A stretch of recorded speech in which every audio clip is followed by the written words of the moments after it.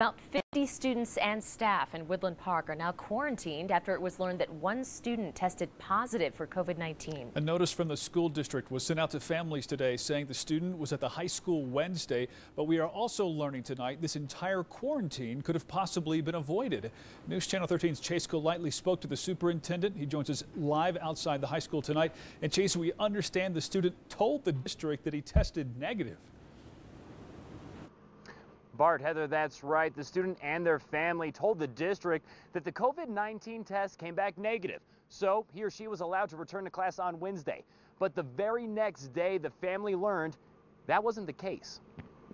43 students and 6 staff members at Woodland Park High School will now spend the next 2 weeks at home after a student they all had contact with tested positive for COVID-19. That teen was tested earlier in the week, but Superintendent Steve Wolf says the student and his parents claim the results they received were negative. We checked the student. The student said, yeah, I had been tested, but I'm negative. And we contacted the parent. The parent said, yes, it had been tested and they're negative. So the student was allowed to go to class on Wednesday. But after school let out, the situation took a surprise turn. Late afternoon, we heard we may have a problem. And Thursday, yep, we have a problem. In came a call from Teller County Public Health. And we got a call from the county and said, not negative. It turns out the student was positive, but asymptomatic. Wolf doesn't believe the student or his parents lied about the results, but as for how the confusion occurred... No, we didn't get to the bottom of what transpired there, but and I'm not sure we ever will in that situation. We reached out to Teller County Health to find out how something like this could happen.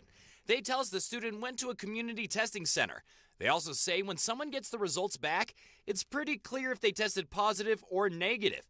And when someone does test positive, they typically receive a phone call from the state health department. As for the other students and staff members who could have been exposed, Wolf is optimistic they won't get the virus. I would be very surprised if anyone ends up with it because of what we've done. Saying the school requires mask wearing, frequent cleanings, social distancing, and even has air purifiers. Wolf also tells me that only half the students of the high school were there on that Wednesday as part of the high school's soft opening.